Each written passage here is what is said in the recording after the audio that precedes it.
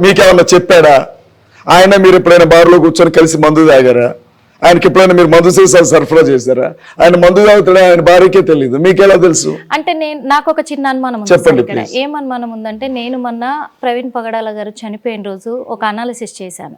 Analysis చేసే తరుణంలో ఒక పాస్టర్, అంటే పాస్టర్ పేరు ఇప్పుడు మీడియా ముఖంగా నేను బయట పెట్టాను, కావాలంటే మీకు తర్వాత కూడా చెప్తాను, ఆ వీడియో కూడా మీకు పంపిస్తాను, వినండి.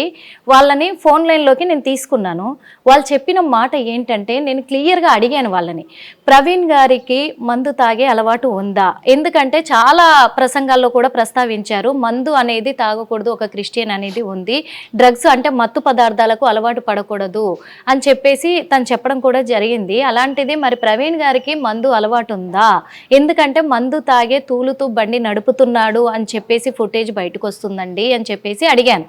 అడిగితే తను ఒక మాట చెప్పారు, కొన్ని చెప్పారు నాకు ఆధారాలు కూడా. తను కూడా ఏమన్నాడంటే, అనుమానం ఇది ఖచ్చితంగా హత్య జరిగి ఉంటుందని అంటున్నాము, కానీ ప్రవీణ్ గారు ఎప్పుడైనా కానీ సువార్త ప్రకటించే అంతసేపు మందు జోలికి వెళ్ళడు.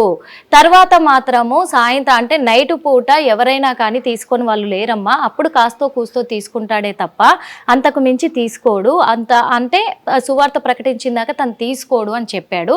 ఇది నేను స్వయాన మీకు పంపిస్తాను. ఎందుకంటే ఇప్పుడు మీకు ఇన్ని అనుమానాలు వస్తున్నాయి కదా సార్, ఒక మీడియా వాళ్ళు ఆ ఆధారాలు ఎందుకు బయట పెడుతున్నారంటే, తనకు అలవాటు ఉంది మందు అనేది బయటకు వస్తుంది. మీరన్నదే కొంచెం సేపు మీరు చెప్పింది అతను వెలిబుచ్చినటువంటి అనుమానమే నిజం అనుకుందాం. ఇంకొకటి తను కూడా కొన్ని చెప్పాడు, అంటే ఇక్కడ షూ మార్ట్ ఉంది, వదిలేసేయండి మేడం, షూ మార్ట్ దుబ్బ వదిలేసేయండి. కొంచెం సెన్స్ ఉపయోగిద్దాం, సిక్స్ సెన్స్ కాదు కామన్ సెన్స్ వాడదాం. నేనున్నా మేడం, నేనున్నా, నన్ను ప్రేమించే వాళ్ళు అభిమానించే వాళ్ళు ఉన్నారు. రహస్యంగా మందు తాగే అలవాటు ఉందనుకోండి నాకు కొంచెం సేపు అనుకోండి, నా భార్యకి బిడ్డలకి తెలియకుండా నేను మందు తాగుతున్నా అనుకోండి. సొసైటీలో బాగా ఆస్తిపరుణ్ణి, నాకు కంపెనీలు ఉన్నాయి, ప్రపంచవ్యాప్తంగా నాకు అభిమానులు ఉన్నారు అనుకోండి. కొంచెం సేపు నాకు అంత సీన్ లేదు, జనాలు నన్ను ప్రేమిస్తున్నారు. అట్లాంటప్పుడు రోడ్డు మీద వెళుతూ వెళుతూ నాకు మందు తాగాలనిపించింది, డిప్రెషన్ తట్టుకోలేకపోయా. వెంటనే 1,00,000 రూపాయలైనా నాకు వెంట్రుకతో సమానం అన్నోండి ఏం చేస్తానమ్మా, ఏదైనా ఒక హోటల్ బుక్ చేసుకుంటాను. హోటల్లోనికి వెళ్ళి వెయిటర్కి 1,000-2,000 ఇచ్చి నాకు కావాల్సిన మందు తెప్పించుకుంటాను. ప్రశాంతంగా సైలెంట్గా కాలు మీద కాలేసుకొని తాగి మత్తు దిగేది అక్కడ పడుకొని అఫీషియల్గా వెళ్ళిపోతాను. రోడ్డు పక్కన లిక్కర్ షాప్ దగ్గరికి వెళ్తానా, కనపడ్డ లిక్కర్ షాప్ దగ్గరికి వెళ్ళి కొనుక్కొని పోతా ఉన్నానా? ఆయన ఏమన్నా గుడ్లు కాసుకున్నాడా మేడం? ఆయన మీరు చెప్పింది కరెక్టే. నేను ప్రవీణ్ కుమార్ గారి దేవుడు అని నేను అనట్లా, కానీ అతని స్థాయిని గుర్తించండి దయచేసి. అది ఎట్లా పాసిబుల్ అంటున్నాను నేను. అందుకే మరి కొంతమంది క్రిస్టియన్సే చెప్తూ ఉన్నారు కదా సార్, తనకు అలవాటు ఉంది అంటే, ఎక్కడ అనుమానం వచ్చిందంటే తను జర్నీ చేస్తున్నారు కదా, అలసిపోయి ఏమన్నా మందు తీసుకొని ఉంటారు అనే అనుమానం వీళ్ళు చెప్పే ఆధారాల వల్లే వస్తుందన్నట్టు. ఇప్పుడు ఎవరైతే చెప్పారో ధైర్యంగా మీడియా ముందుకు వచ్చి చెప్పమనండి వాళ్ళని అదే మాట. ఖచ్చితంగా సార్, ఎందుకంటే ఆయన డైరెక్ట్ గా నేరుగా కూడా అక్కడికి వెళ్ళాడంట, ఏది తన మరణం జరిగిన ప్లేస్. నేను ఒక విషయం చెప్తున్నానమ్మా, అంట అన్నదానికును వచ్చాడు అన్నదానికి చాలా దూరం ఉంటుందమ్మా. 3 రోజులు అక్కడే ఉన్నాను, ఇది కన్ఫర్మ్ స్టేట్మెంట్. ఇది అక్కడే ఉన్నాడంట అంటే అనుమానం. అది ఎందుకంటే నన్ను ఒక మాట చెప్పనండి, లైవ్ గా కూర్చోలేదు కాబట్టి ఫోన్ లైన్ లోకి తీసుకున్నాను. నేను ఒక మాట చెప్తానమ్మా, ఇవాళ నోటుకొచ్చినట్లుగా మాట్లాడే ముందు ఆయన గురించి మిమ్మల్ని అనట్లేదు తల్లి, తప్పుగా అనుకోకండి, ఆయనతో చెప్తున్నాను. అదే విషయం వచ్చి మీడియా ముందు చెప్పమనండి.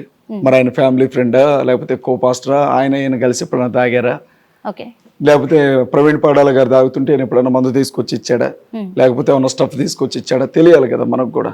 తెలిస్తే అసలు ఈ గొడవ ఉండదుగా. అన్న ఆధారాలు పెట్టుకుని దొంగతనంగా ఫోన్లో మాట్లాడడం ఎందుకు? ఎదురుగా రావచ్చు కదా డైరెక్ట్గా. ఖచ్చితంగా అంతే కదా మేడం.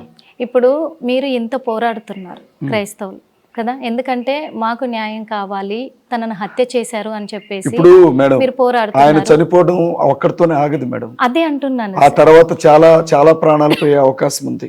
ఇది కుట్రై ఉంటే, కుట్రై ఉంటే లేదు నిజంగా యాక్సిడెంట్ అనుకోమ్మా, ఆయన తలరాత మా కర్మ ఇంతే అని అనుకుంటాం, వదిలేస్తాం. మరి పోస్ట్ మార్టం రిపోర్ట్ ఎందుకు సార్ బయటికి రావట్లేదు? అది మీరు ఎస్పీ గారిని, ఐజీ అశోక్ గారిని అడగాలి. ఎందుకంటే ఎంత చిన్న వ్యక్తి అయినా ఎంత పెద్ద వ్యక్తి అయినా పోస్ట్ మార్టం రిపోర్ట్ 2-3 రోజుల్లో వచ్చేస్తుంది. ఖచ్చితంగా వస్తుంది. రాష్ట్ర వ్యాప్తంగా దేశవ్యాప్తంగా ఎంత రచ్చ జరుగుతుంటే టీవీలు పెట్టుకొని చూస్తున్నారు పోలీసులు. కన్క్లూజన్కి వచ్చేసారా లేదా జనాలు? కన్క్లూజన్కి వచ్చుంటారా?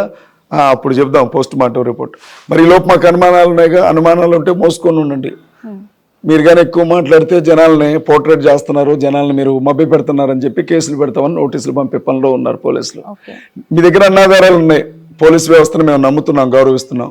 ప్రెస్ మీట్ పెట్టి చెప్పేయండి, ప్రవీణ్ గారు మందు తాగారు, ప్రవీణ్ గారు యాక్సిడెంట్లో ఇట్లా చచ్చిపోయారు, ఇవిగో ఆధారాలు, బయటపడరాదండి. ఎవడన్నా వద్దన్నాడు మిమ్మల్ని? మాకు నమ్మకం లేదు. మీరు ఆయన ఇంతవరకు చూపించలే. ఆయన వేసుకున్న బట్టలు ఆ హెల్మెట్ చూపెడుతున్నారు. ఆయనని మాకు నమ్మకం లేదు. ఒక్కొక్క చోట ఒక్కోలాగున్నాడు. మేము అప్పుడు ఏం చేస్తామంటే మాకున్న అనుమానాలతో మరొక చోటకి వెళ్తాం ఎంక్వైరీ కోసం. మేము మిమ్మల్ని ఏమైనా కొడుతున్నామా? ఇప్పుడు మీరు అడుగుతున్నది ఏంటంటే తను పార్క్ లో కూడా రెస్ట్ తీసుకున్నారు అంటున్నారు. ఆ రెస్ట్ తీసుకునే సమయంలోనైనా హెల్మెట్ తీసే ఉంటారు. మీరు చెప్పండి. ఖచ్చితంగా మీరు అన్నదైతే లాజికే. ఎందుకంటే అది వాస్తవమే. అంతసేపు ఎవరు కూడా హెల్మెట్ పెట్టుకొని ఒక పార్క్ లో కూర్చొని సేద తీరరు. అది మీకు నాకే ఇన్ని అనుమానాలు ఉంటే పోలీసులకి ఎన్ని రావాలి అనుమానాలు? అది అందుకు ఎప్పుడైతే మేడం ఎప్పుడైనా ఇది మామూలుగా జరిగింది, మామూలుగా చనిపోయిండు అని మైండ్ ఒకసారి ఫిక్స్ అయితే ఇంకెలాంటి ఆధారాల కోసం మైండ్ ఎతకదు. కానీ అది హత్య అన్న అనుమానం వచ్చినప్పుడు వేట కుక్కలు తిరిగినట్లుగా తిరుగుతారు. ఇక్కడ మీకు 100 రకాల అనుమానాలు ఉన్నాయి అనేది కూడా మాకు అర్థమైపోయింది, కాదనట్లేదు. కాకపోతే ఈ విషయాలు పక్కన పెడితే సార్, మెయిన్గా మాకు ఇప్పుడు ఇక్కడికి వచ్చిన తర్వాతే తెలిసింది మీరు కూడా ఒక ఎఫ్ఐఆర్ ఫైల్ చేసి వచ్చారు అని చెప్పేసి. అంటే ఎందుకు చేయాల్సి వచ్చింది, ఎవరి మీద చేశారు అంటే సంథింగ్ దేనికి? ప్రవీణ్ అన్న గడిచిన 4 రోజులుగా నాకు ప్రాణహాని ఉంది అని చెప్పాడు. ఓకే. కానీ పోలీస్ స్టేషన్కి వెళ్ళి ఎఫ్ఐఆర్ ఫైల్ చేయాల. అన్న చేసిన తప్పది. చేయలేదు. రెండవది ఆయనకంత థ్రెటనింగ్ ఉన్నప్పుడు బయటికి వెళ్ళేటప్పుడు ఒక 2-3 వెంట పెట్టుకుని వెళ్ళాల్సింది. సింగిల్గా వెళ్ళకూడదు. 10 మందికి చెప్పే మనం జాగ్రత్తగా ఉండాలి కదా. కాకపోతే ఆ ఇన్సిడెంట్ జరిగిన తర్వాత నా గురించి పెద్ద ఎత్తున ట్రోల్ అయింది. పల్లెటూరులో ఉండే క్రైస్తవ మహిళలు కూడా అజయ్ అన్న జోలికి వస్తే ఊరుకో అని చెప్పే స్థితికి వచ్చింది. నేను అనౌన్స్ చేయాల, అది మొత్తం కూడా వాళ్ళు నాకు చెప్తున్నారు, అన్న నీ మీద కామెంట్లు వచ్చాయి, ఈ పోస్టులు వస్తున్నాయి. కాకపోతే మీరు ఏంటంటే ప్రవీణ్ గారు చనిపోవడం అనేది జీర్ణించుకోలేక ఒక ముందుకు వచ్చారు. అంతే అమ్మా. నేనేం చేశానంటే హమారా ప్రసాద్ నెక్స్ట్ చనిపోయేది నువ్వేరా అన్నాడు. అతని మీద నాకు అనుమానం ఏంటంటే అమ్మా, నా గురించి అతను కొన్ని వీడియోలు చేశాడు. వీడియోలు చేసి నా ఫోన్ నంబర్ పెట్టాడు, నా పేరు రాసి ఫోన్ నంబర్ పెట్టాడు. ఏ రోజైతే ఆయన పేరు రాసి ఫోన్ నంబర్ పెట్టాడో ఇలాగే రాధా మనోహర్ దాస్ నా ఫోన్ నంబర్ పెట్టాడు. ఇట్లా కొంతమంది నా ఫోన్ నంబర్ పెట్టి త్రూ ఎవరైతే వీళ్ళ బ్యాచ్ సర్కిల్ ఉందో వాళ్ళు ప్రతిరోజు కాల్ చేయడం, నోటుకొచ్చినట్లుగా మాట్లాడడం. ఇక్కడి వరకున్నా నేను కేసుకి వెళ్ళేవాడిని కాదు, మొరిగే కుక్కలు ఎక్కడ గరుస్తాయని చెప్పి వదిలేండి. కానీ నెక్స్ట్ నువ్వేరా అనే కాడికి వచ్చారు వీళ్ళందరూ కూడా. నేను ఒక లాయర్ని, నేను చట్టాన్ని గౌరవిస్తాను, రాజ్యాంగాన్ని గౌరవిస్తాను. చట్టాన్ని దాటి రాజ్యాంగాన్ని దాటి ఒక పని చేయండి. నేను ముందుగా నేనేం చేయాలి, ఇంత పరిస్థితి ఇలా ఉంది. సిపి గారి దగ్గరికి వెళ్ళాను నిన్న, టీం వచ్చారు. డివై సిపి గారు ఉన్నారు, డిప్యూటీ సిపి గారు ఉన్నారు. వారి దగ్గరికి వెళ్ళి జరిగిన విషయం చెప్తే వారు వెంటనే ప్రసాదరావు గారు అర్బన్ పోలీస్ స్టేషన్లో భావన్ ప్రకాష్ గారు సిఐ గారికి కాల్ చేసి అజయ్ బాబు వస్తున్నాడు, కేసు పూర్వపరాలు చూసి కేసు ఫైల్ చేయండి అని చెప్పారు. అన్ని వివరాలు చెప్పాము. వారు సాటిస్ఫై అయ్యారు నేను చెప్తున్న వివరాలతో. ఎఫ్ఐఆర్ చేశారమ్మా.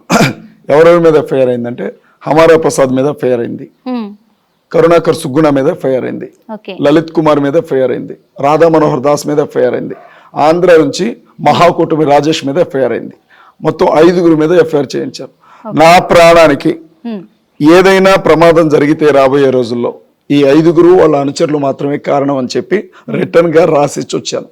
అది మాత్రమే కాదు, ఈరోజు నా భార్య ఎస్సీ అమ్మ, నా భార్య ఎస్సీ దళితురాలు. SC national SC commission director గారికి ఈరోజు కంప్లైంట్ పెడుతున్నాం మేము.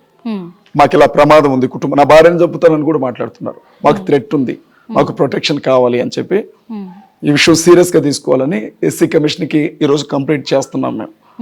ఇది నా మొదటి బాధ్యత.